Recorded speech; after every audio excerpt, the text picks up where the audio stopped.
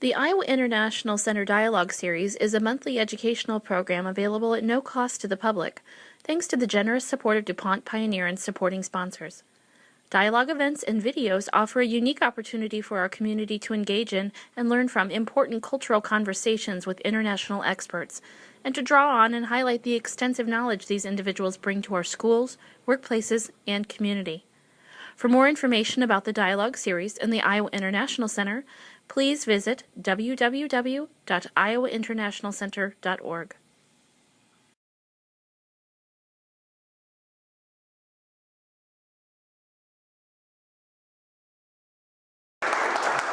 I hope this works because I'm a radio guy. I've got some low-tech equipment here. I just hope you're able to hear the snippets of stories I'm about to tell. First, a bit about Iowa Public Radio, if you're unfamiliar. About 7 years ago or so, the regents in their great wisdom decided to merge the radio stations that were based on the various Regent University campuses. I came up through WOI in Ames in 2001. I hosted what NPR calls Morning Edition, which is their morning news magazine program.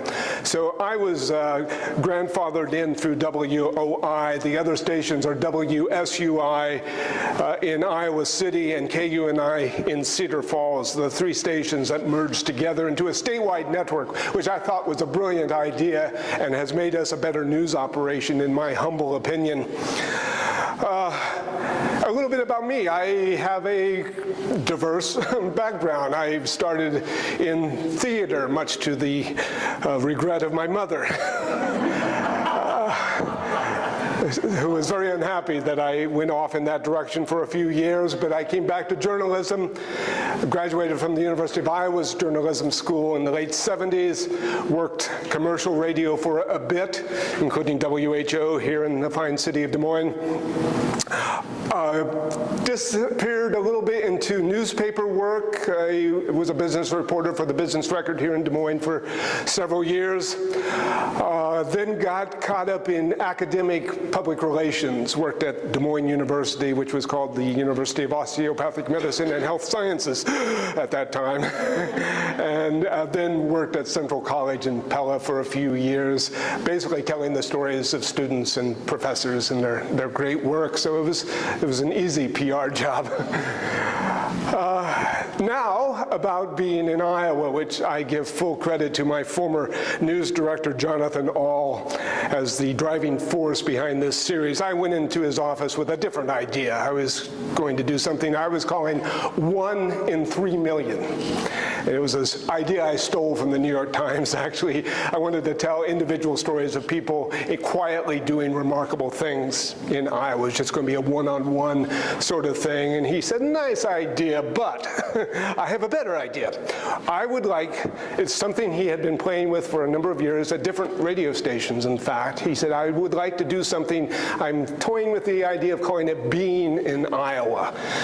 It was our way of shining a light on groups of the population who do not always have a voice or have anyone pay attention to them. And I wanted to point out what I saw as a growing diversity in the state, even though we get little credit for that. And so I wanted to focus on various groups, Latinos, Muslims, Southeast Asians, of course. But I also wanted to focus on other groups that I think contribute to diversity in Iowa. Physically disabled, learning disabled. I did a series on being a home care worker. What's it like to deal with an Alzheimer's partner or a autistic child, or what? I went to a hospice and talked about the volunteers at a hospice that just brought me to tears. It was so moving.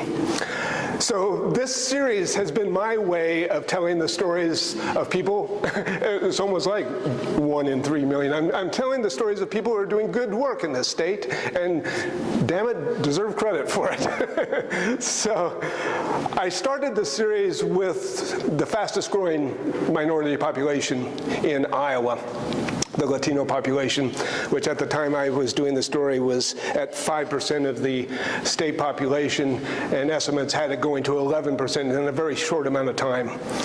So I went to small towns to see what that meant to places like Denison and Perry and West Liberty, where the majority, it was now the minority population, the majority was Latino in those towns.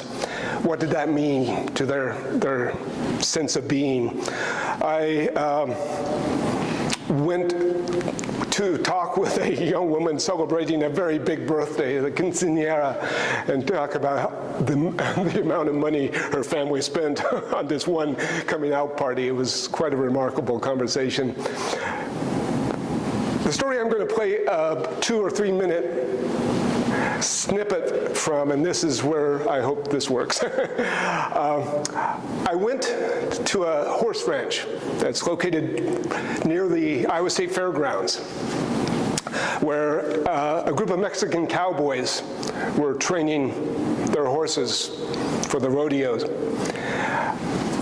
I'm playing this because it's our way in radio to try to set a scene so that through sound, we try to make it as visual as we can. I'm trying to paint a picture of what it's like on this horse ranch east of Des Moines. And I'm doing it on the back of a horse to begin with my recording devices falling all over the place into the mud. It was a horrible day when I was out there. But it starts with the introduction from our anchor that morning, introducing, this was the 5th in a 5-part series on Latinos in Iowa. So it begins with the anchor lead in, and then I hope I take you to a horseback ride in east, near the fairgrounds. So anyway, let's give this a shot.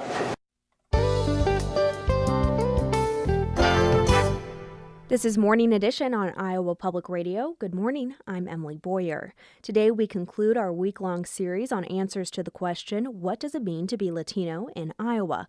IPR's reporter Rob Dillard is on assignment taking a careful look at various aspects of culture in the state. We've titled his stories, Being in Iowa. Rob began by meeting some members of the state's fastest-growing minority group. The latest census indicates Latinos make up 5% of Iowa's population, numbering more than 152,000 residents. That figure is expected to grow to more than 400,000 over the next 30 years. Rob has traveled the state, stopping in small towns, shopping in Mexican grocery stores, listening to Spanish-language radio stations, and meeting a young woman who recently celebrated a big birthday. Today, he introduces us to some Mexican cowboys. It's a cold, muddy, early spring afternoon, and Juan Pena is taking me on a horseback tour of a 25-acre ranch owned by his brother. These are big animals. Yeah, follow me. Don't pull it back. Okay. Yeah, there you go. Okay. No, wait, because he thinks you want him to stop. All right, all right. It's a surprising oasis inside Des Moines city limits, southeast of the state fairgrounds. It's home to chickens, dogs, a couple of bulls, and at least 24 horses that are being trained to respond to cues from Juan and his fellow charros, or Mexican cowboys. In a small indoor arena where horses stay in shape during the off-season, we watch one of the charros, Sergio Ramos, prepare for practice. Now he's warming up the horse to to train him. But you need to, it's like every sport, you need to warm up a little bit so you perform better and you're in good shape. So he's doing circles in both directions. Charros, in their elegant costumes topped by wide-brimmed sombreros, are familiar figures in Mexican culture. They hold a place of honor in the nation's Independence Day parades and are even mentioned within the first few lines of the country's national anthem. They've become popular attractions during the annual Latino Heritage Day Festival in Des Moines each September. As Juan Pena drives his pickup from the used furniture store he owns on the city's east side to his brother Jose's stables, he remembers his childhood dream to become a charro. I grew up doing this. I was from a little town in Mexico, and probably, I don't know, a couple thousand people live in town, and to be recognized and the whole town to be a good charro, that was really something to be proud of. Juan placed this dream on hold for a few years as he settled into the Los Angeles area. But after he migrated east to central Iowa, he revived his desire to ride and rope. He found it brought him peace of mind in his new hometown. You know, you come and ride and you forget about everything. Everybody has, problems and stuff. So here you come and engage your mind in a different world for at least a few hours, which is really good for you. And he's discovered a large group of like-minded men and women within the rapidly growing Mexican community in Iowa who also yearn to pursue a cowpoke's lifestyle. It has prompted him to open a line of charro clothing and supplies at his store near the state capitol. It's where serious Mexican cowboys shop for spurs, chaps, boots, sombreros, and fancy suits. Juan says it can amount to a heavy investment. It can be from something simple to really high-end. This is made of silver and gold.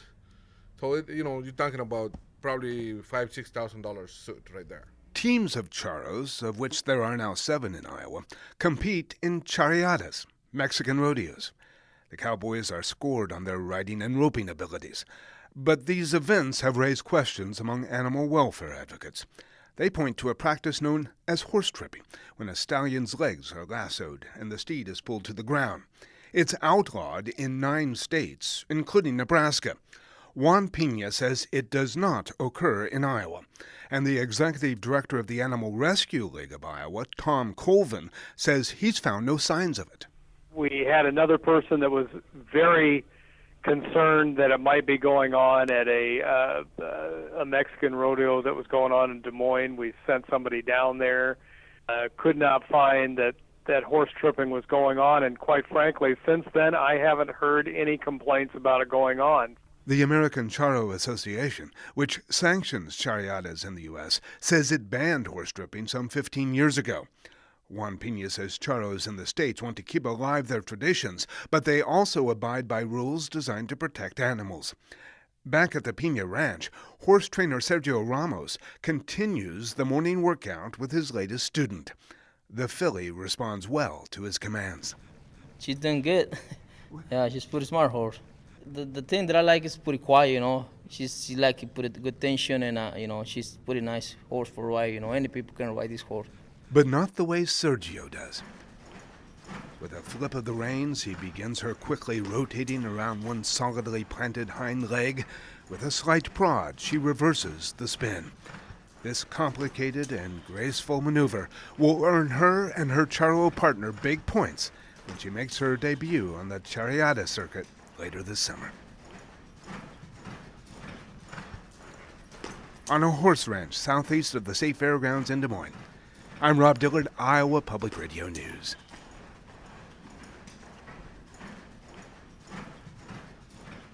To hear our series, Being in Iowa, about Latino life in the state, go to our website, iowapublicradio.org. Being in Iowa is funded in part by Bankers Trust and the Principal Financial Group Foundation.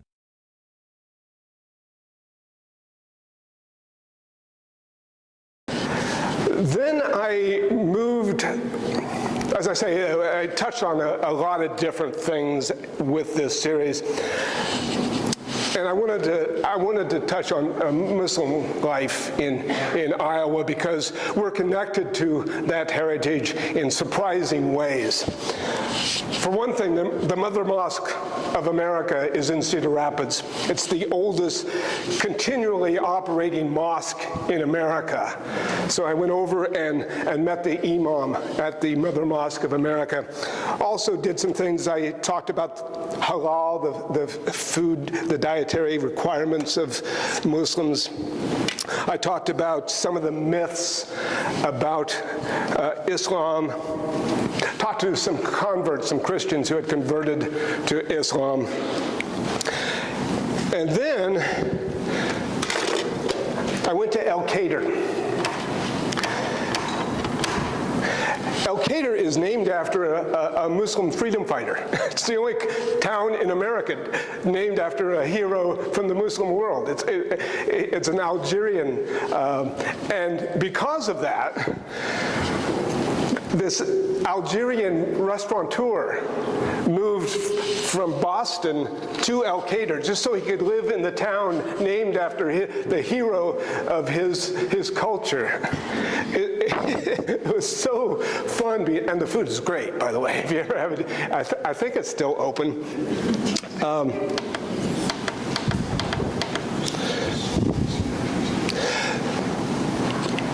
So anyway, I'm going to take you to El Cader for a little bit so you can meet this guy who is so funny.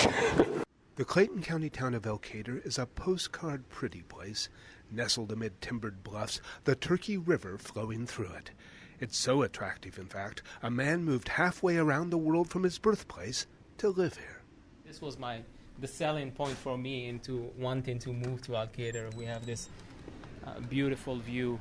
You can get the sound of the dam, a majestic view of the Keystone Bridge. That's Algerian-born Frédéric Boudouani.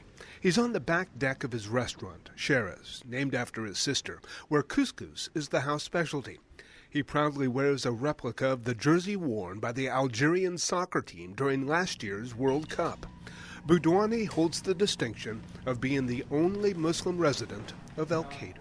10 years ago, you would have told me I'll be living in a town of 1,500 people in northeast Iowa. I would have called you insane, but I am the proof that life is full of surprises. So what would pull this man from life in the big city to this picturesque village in northeast Iowa? Well, it's another one of those surprises. Boudouani is here because the town is named after the man he calls the George Washington of Algeria, Muslim freedom fighter Emir Abd el-Kader. The greatness in the story of Al Qaeda is that in the mid-1800s, people found in this community, to their great credit, had the open-mindedness to name it after somebody from the other part of the world that they never met. They didn't share his language, they didn't share his culture, they didn't share his religion, yet they did that. Townspeople are not 100% sure why the founding fathers chose to name El Cader after a hero from the Arab world. Amateur historian Marge Costigan has lived in town since 1919. The best she can come up with is the early pioneers were simply reading the papers at the time. They looked for a name, and he was in the news, and that was it. In 1846, when the town was founded, Abd el-Kader was leading North African resistance to French invaders. He eventually lost the fight, but he did manage to organize the various tribes of the region into a place now known as Algeria. Since the town's naming, the residents of El Cader have polished Abd el-Kader's image. Here's what members of the El Cader High Class of 1915 wrote about him in an essay titled The Sheik. A scholar, a philosopher, a lover of liberty, a champion of his religion, a born leader of men, a great soldier, a capable administrator, a persuasive orator, a chivalrous opponent.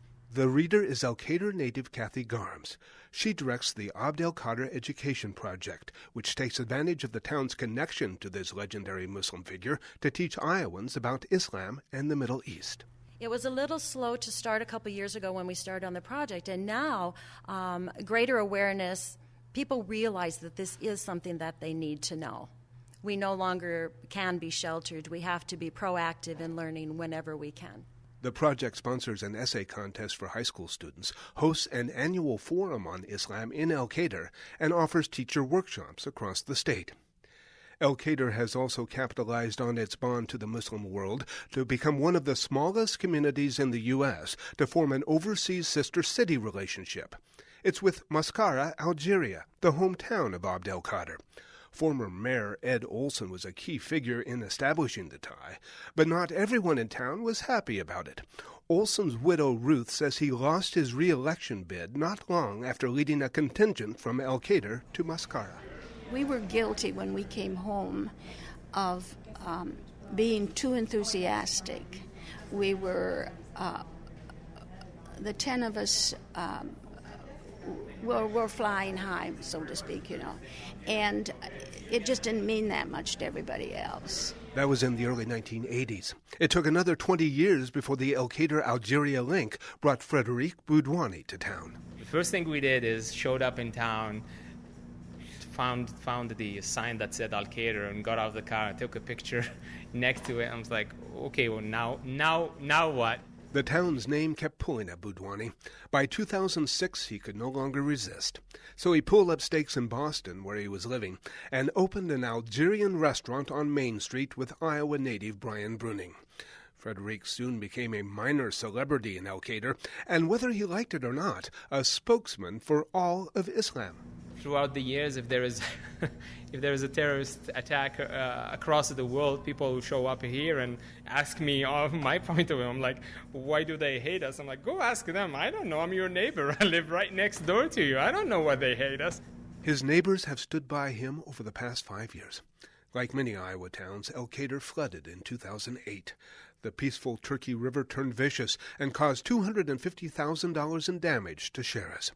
When Iowans heard about it, they lent a hand in the cleanup. And I still get choked up talking about it because if anybody was in doubt about human kindness, I think that event was the proof that it's well and alive. I'm sorry, I'm getting a little emotional here.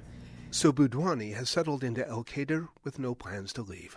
He's bought another building on Main Street with a sketchy idea of converting it to an American-Algerian cultural center and business incubator. He'll no doubt also continue to gather international attention for being the only Muslim in a small Iowa town. The Arab-language Al Jazeera TV network recently brought in a crew to tell his story. عبد الرحيم فقراء الجزيرة بلدة القادر في ولاية أيوا الأمريكية. And also in El Cader, I'm Rob Dillard, Iowa Public Radio News.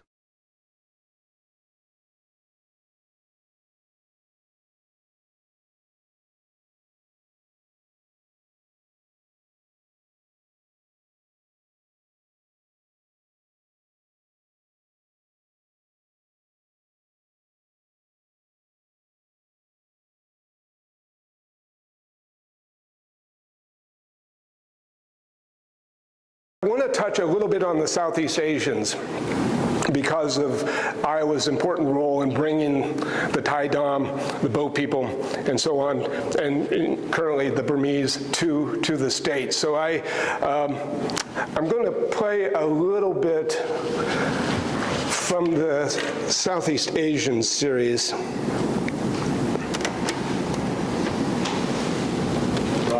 Yeah. Can you turn the player to 90 degrees around with the speaker facing out this way? All right.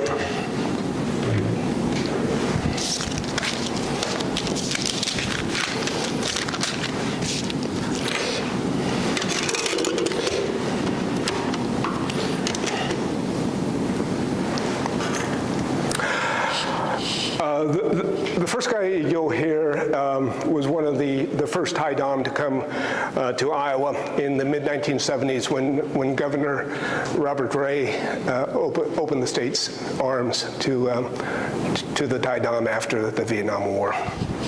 Starting in the early 1950s, at the time the French were losing the First Indochina War, the Thai Dam sect of Southeast Asians began looking for a place to settle. We came from northwest of Vietnam. We were refugees in Hanoi, North Vietnam, during the French War. Then after Vietnam divided into North and South, so we evacuated to Laos. That's Hung Bakam. He was just 12 years old at the time. His harrowing journey from the ravages of war to a simple one-story house in a quiet working-class neighborhood of Des Moines began on a chaotic airport tarmac while trying to stay close to his parents. my older sister and I was kicked out of the airplane. Then we ran to another airplane, so luckily we was brought in the airplane. Flash forward to 1975, the end of the Vietnam War.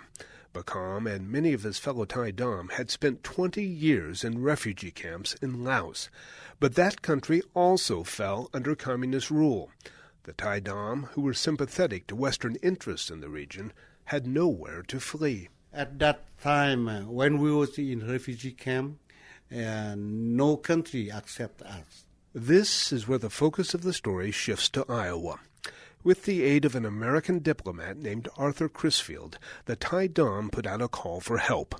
The former ambassador to Cambodia, Ken Quinn, who was on the National Security Council at the White House in 1975, explains what happened next. They wrote a letter to every governor in the United States saying, won't you please take us in as a people and resettle us?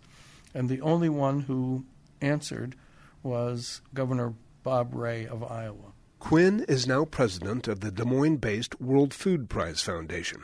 But his boss back then was Secretary of State Henry Kissinger.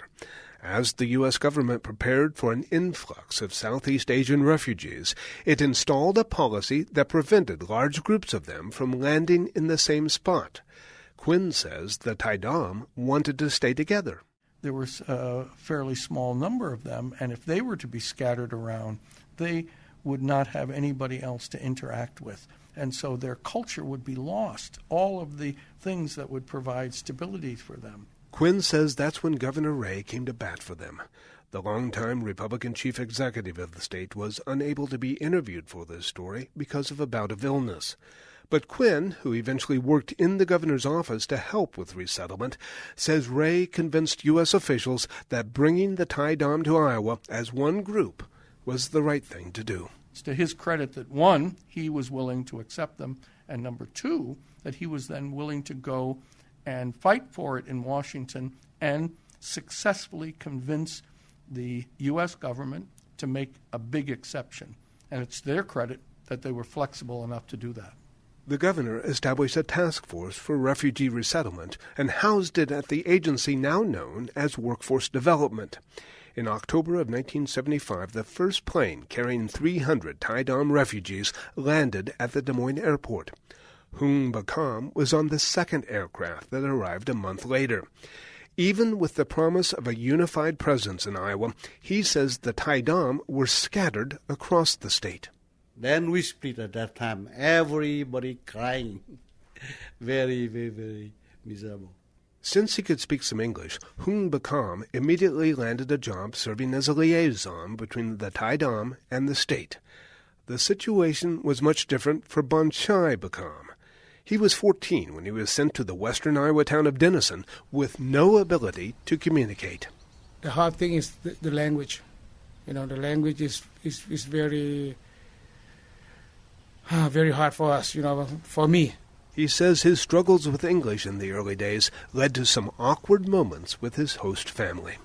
Funny thing is, when I arrived there, and the son of the sponsors, he was saying hi, I can't even know what he's saying. I thought he was mad at me, Hi in my language, it means angry. Bonchai Bacom is now in his early 50s and speaking from the grounds of an 85-acre Thai Dam village under development near a pond in a wooded area on the north side of Des Moines. The location, with its surrounding hills, reminds him of that faraway swath of land in the northwest corner of Vietnam that the Thai Dam once called home.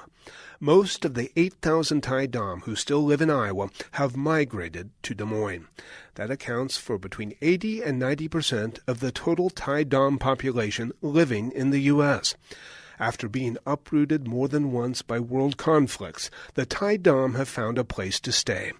Again, the now 72-year-old Hung Bacom. I hope the Thai Dam, the young generation, when they graduate college, they will be able to find a job in Iowa or in Des Moines, so they continue the big society here. The presence of the Thai Dam in Iowa opened the gates to waves of other Southeast Asian refugees. Not all Iowans embraced the newcomers.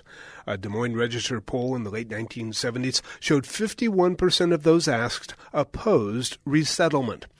But as Governor Ray remembered during an Iowa Public Television documentary about the Thai Dam, overall, citizens opened their arms and hearts to the refugees.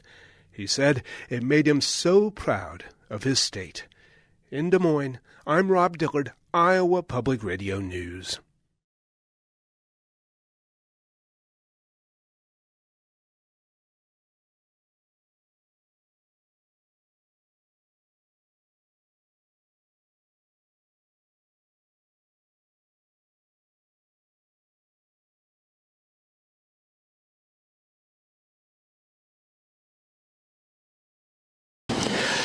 As part of this story, I wanted to speak with Governor Ray about it. His health wasn't good at the time, and so I couldn't actually talk to him, but Ken was deeply involved in all of that at that time. And just think about this, what that must have been like, those refugee camps, that terrifying scene on the tarmac in Vietnam. These are people living among us. I mean, they have extraordinary tales to tell if you just let them. And so that's what I was trying to do is really, most of us remember that time, or at least are familiar with this generous effort by Iowa to relocate these people. But we don't often get a chance to hear the story behind that and what happened before they got to Iowa. And some of it was just terrifying. I did a story on the boat people, too, and the guy talking about the trip he made in one of those boats where he said, he said, we all survived. Well, 133 out of 135 survived. There was a couple swept off the boat and so on. So that's another example of just being aware of the state's role and the people who live in it. Another way for me to highlight the different experiences we have and the backgrounds. And I have to say, it was one of the most moving things I have ever done. And I still get choked up talking about it because I was so incredibly touched by these experiences. Just one more, I'll play one more if you'll indulge me, and then I'll answer some questions. This one is,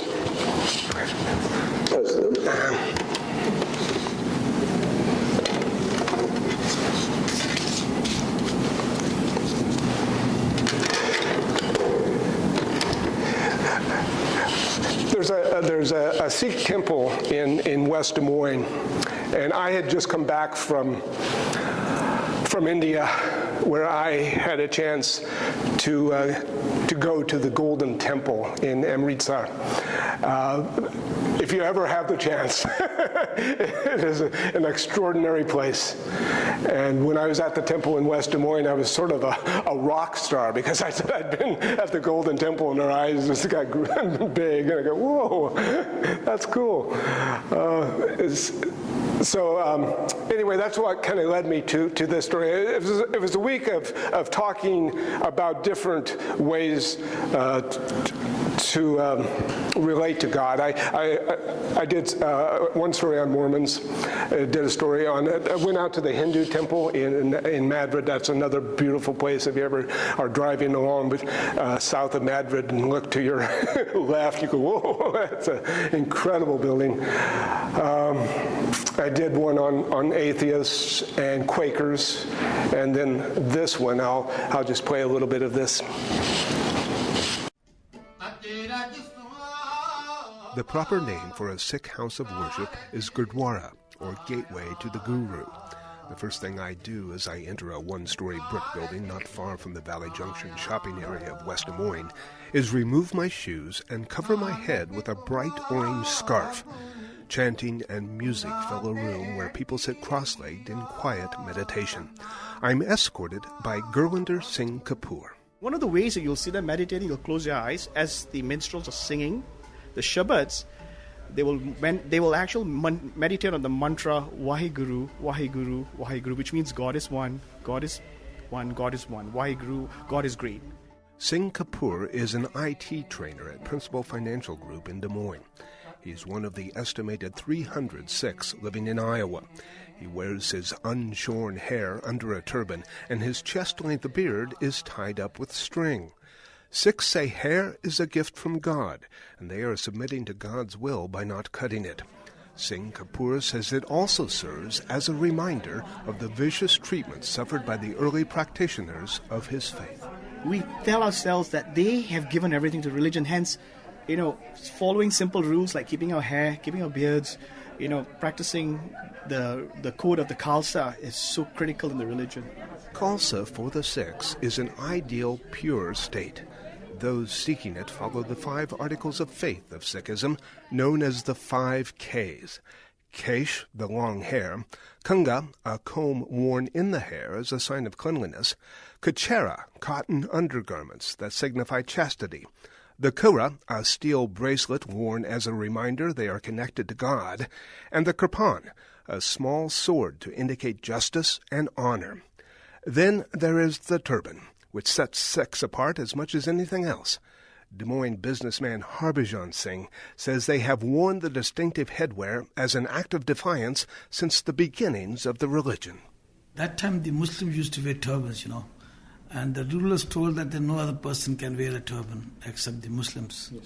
The mullahs. Yes. But the Sikhs said, why not? Who's telling us this? We should not wear turbans. So they started wearing turbans. Setting themselves apart through their appearance is risky business in America and can turn deadly, as it did earlier this year when a gunman entered a Sikh temple outside Milwaukee and killed 6 worshippers. After the murders, 13-year-old J.J. Singh Kapoor, Gurvinder's son, did not remove the small turban he wears to classes at Stillwell Middle School in West Des Moines. He used it as a conversation starter. I feel that the motive of the man who went to kill all of those people in Oak Creek, all of those innocent people, I feel that the motive wasn't prejudice, but I feel it was ignorance. Beneath JJ's turban is 4 feet of hair. Occasionally I will do a crazy hair day where I'll put my hair down and show them how long my hair actually is. In this way, JJ engages his fellow students in a short course on Sikhism, the 5th largest organized religion in the world, followed by 500,000 people in the U.S. It's a faith based on the writings and teachings of 10 gurus, who were God's messengers on earth over a 230-year period. Gurwinder Singh Kapoor says they were teachers, not prophets. Guru is from the Sanskrit word gu, means darkness. Well, ru is light. So if someone takes you from darkness and to enlightenment or light, that's guru. The founding guru of Sikhism was Guru Nanak, born in 1469 in what is now Pakistan. He believed personal meditation on God was the only way to receive God's grace. So he set out to remove all rituals from religion. This guiding principle was passed down to chosen followers over the next 2.5 centuries until it reached Guru Gobind Singh, who died in 1708. He was the last flesh-and-bone Sikh guru. Our 10th guru said that after my presence in this world, there would not be any living guru. Your guru is the holy book called the Guru Granth Sahib. It's revered like the Bible, like the Quran, like, the Torah. On special occasions, volunteers read the nearly 1,500-page Granth Sahib from start to finish. It takes at least 48 consecutive hours. This holy book is treated with the care one might give a baby. It's even put to bed each night in a cradle. During daytime worship, Gurwinder Singh Kapoor says the scriptures are kept immaculate. We have what they call a fly flicker. The fly flicker is to keep the dust away. And at any time of the day when the prayers are being recited, the priest would use that to keep the place dust-free and clean. Services end in Sikh temples with the passing around of a sweet, doughy mix of flour, sugar, and butter. It's called prashad. Prashad is a holy pudding. It's a bit heavy on the calories, but it's supposed to cleanse the mind. A more substantial meal is blessed and served following prayers. It's called langur and is vegetarian. On this day, it consists of the lentil soup known as dal, curried cauliflower and potatoes, cucumbers in yogurt, and kheer, a sweet rice pudding. This feast is not just spooned up for the practicing Sikhs, it's served to anyone who stops by. The temple is meant for tired travelers, for sick people, for people who need help. And that was the main reason to have langar in temple. Gurwinder Singh Kapoor says this free meal illustrates the tenets of Sikhism in their purest form. A belief in the goodness of mankind as demonstrated by sharing, charity, sacrifice, and hard work. In West Des Moines, I'm Rob Dillard, Iowa Public Radio News.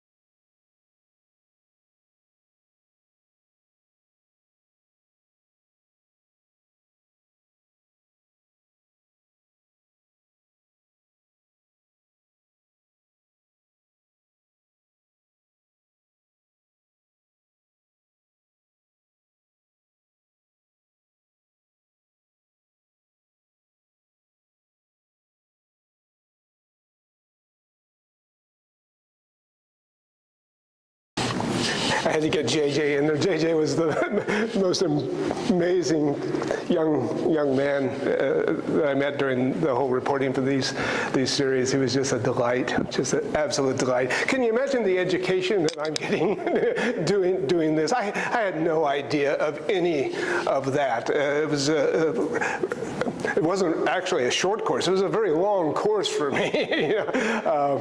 Learning about these various world religions. It's not something I've ever studied in school, and I hope in these short bursts of information that I'm sharing that knowledge that I'm gathering about the way these people live, the way they think, the beliefs they follow, and so on. It certainly, for me, was eye-opening, and it made me a better person. So that's basically what I worked 2 years on this. I mentioned I've been kind of pulled away from it for a while, but maybe we'll get back to something similar to this in the near future. I was really grateful to Iowa Public Radio for giving me the freedom and expense money to report this. They basically said to me, "You need not worry about anything else." And I said, great. So I didn't have to worry about spot news coverage during the day. I didn't have to do any anchoring. I was free to roam, and I did. And I'm quite honestly proud of the results. Yeah. I have a comment. I want to compliment you on this. Not only is it important, but it's kind of fun. I grew up in a little town of Lawler, about a half hour or so from Elkader. Mm-hmm. I'm 70 years old, and I did not know until a half hour ago how it got its name. Oh, really? Oh, yeah. I think that kind of stuff is fun and important. Yeah. Hi, sorry. Well, so Rob, thank you, because it educates us. I mean, I enjoyed listening to some of this on the radio when you were doing it, and so much of what's on the radio is current events and what's going on now, and doesn't really help educate you and give you a perception of the diversity in Iowa. Yeah. So I'm interested in what kind of reaction. Oh, wow, yeah. It was positive. It was enormous. Not all positive. I think there were a couple angry letters I got. I think probably during the Muslim series, I think I got a couple, but not overall. It was incredibly supportive, and public radio listeners dig this stuff anyway. This is, I knew my audience going into it was going to be pretty receptive, so I wasn't too worried about it, and most of the reaction was quite good. Did you have any indication that you got a boost in listenership? You know, I don't follow those numbers very closely, so I can't say. I know when we posted them, and you know, the radio business has changed dramatically just in the 2 years since I did some of these stories. If I were to produce them now, most of that content would be taken over into the digital side of things. We would be posting more of it. We did post these stories, but not in a huge way that we would have to do now. And I'm fresh back from a conference in Washington about the new age of radio, and there's not much attention being paid to the on-air sound anymore. It's all going to the digital side, and so there's much more build-out of stories and rewriting for the web. And I think we might have reached even more people if we had a better web presence at that time. Yeah, Bob. That's sort of getting what I was going to ask. Did any other stations pick it up and use it, or is that what you do with it?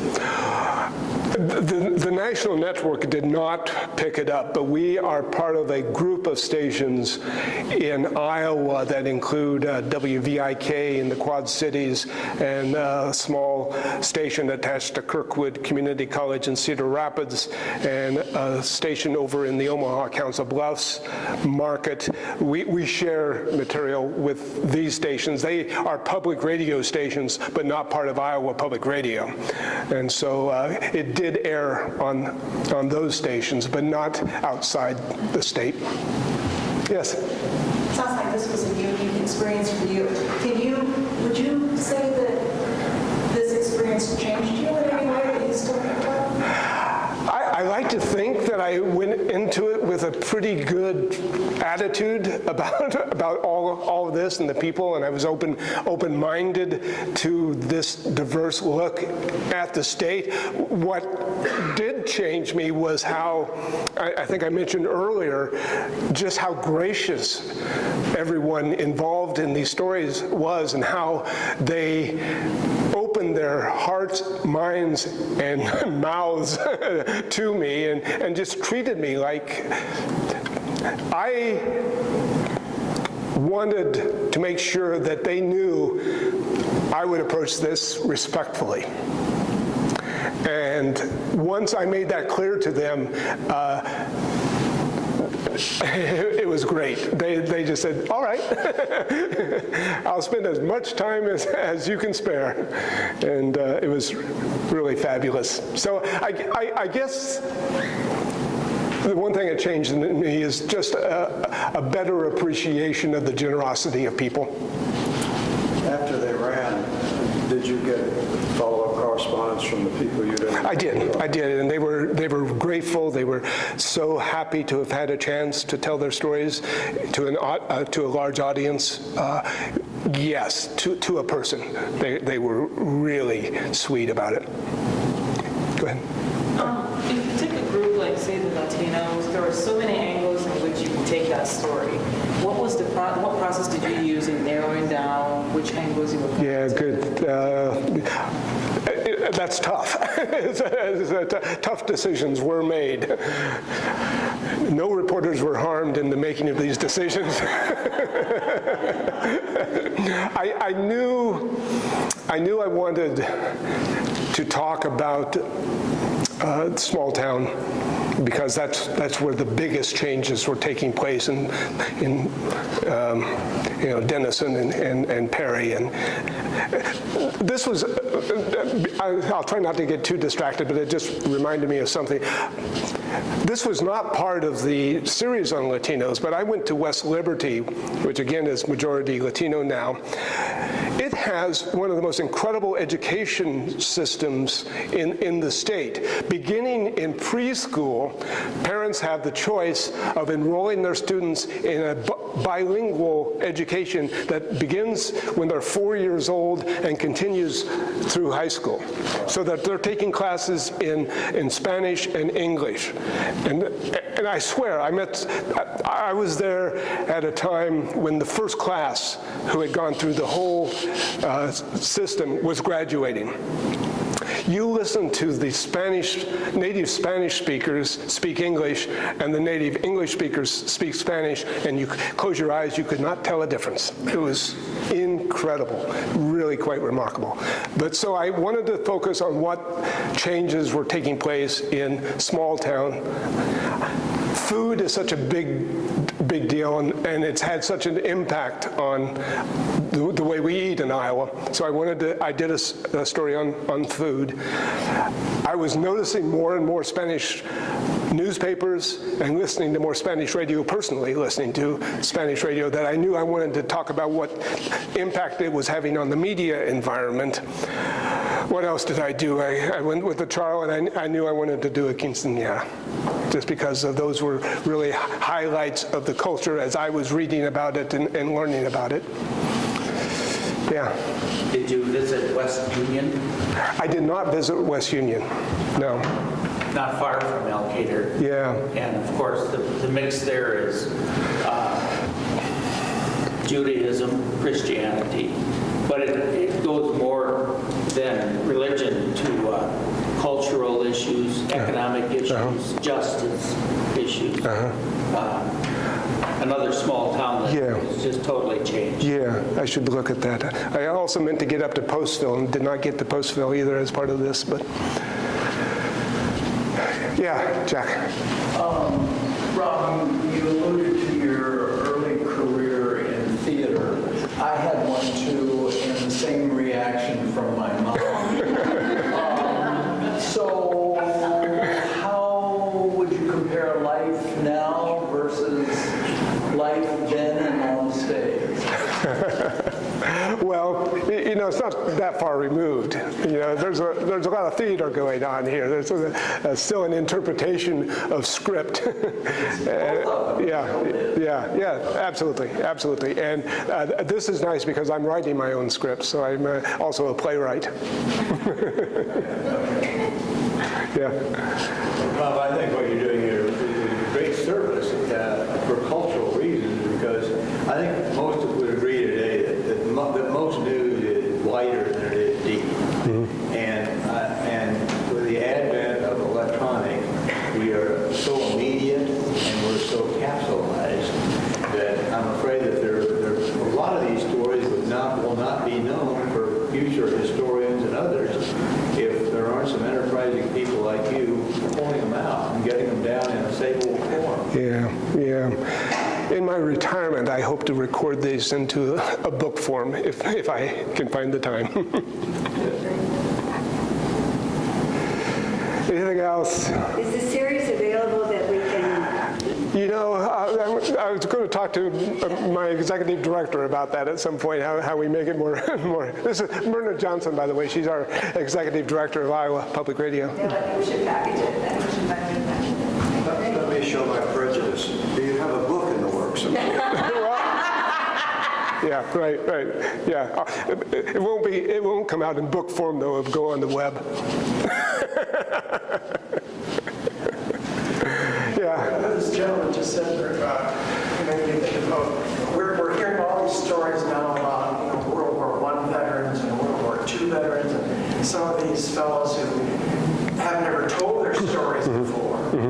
And thank God, some of them are now telling those stories. I think it's really so important, to get the stories out. Yeah, I forgot to mention one of my series was being a military veteran in Iowa. I did talk to some veterans and just the way a lot of them were more recent veterans, but you're right. There are remarkable stories yet to, and that's why something like if you're familiar with public radio, you know about the StoryCorps project from National Public Radio, which is the most extraordinary thing I've ever listened to.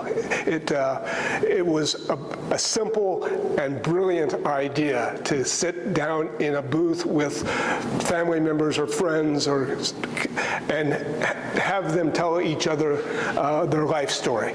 And the results of that, as a former Morning Edition host, we would air the stories from StoryCorps, and I would have to take a minute of dead air in order to recover because my nose was dripping, my eyes were watering, so I couldn't come in and give the weather right after a StoryCorps. Yes? So what are they going to put on the radio in place of this if you're not you know, nothing really to replace this. We are always producing longer form stories for Iowa Public Radio. We always have National Public Radio to fall back on if we don't have anything locally produced. So there's content there. It's just not content with a focus on being in Iowa right now. Yeah. I was just going to say it would be kind of nice in Iowa that kind of full circle media would highlight new groups, whether it be refugee immigrant groups coming into the state so that everybody in the state has an idea of kind of their culture, their beliefs, their values, what's similar to them being, what's different. And because I think it is helpful to have that familiarity and know how to best assimilate within Iowa. Yeah. You also go back, I mean, we're white European for the most part in this state, and to break that down would be interesting too. You know, go to Elkhorn and talk about the Danish, and go to Decorah and talk about Norwegians. You know, there's all sorts of things you can do with a series like this. They're just, you know, it could go on for a very long time.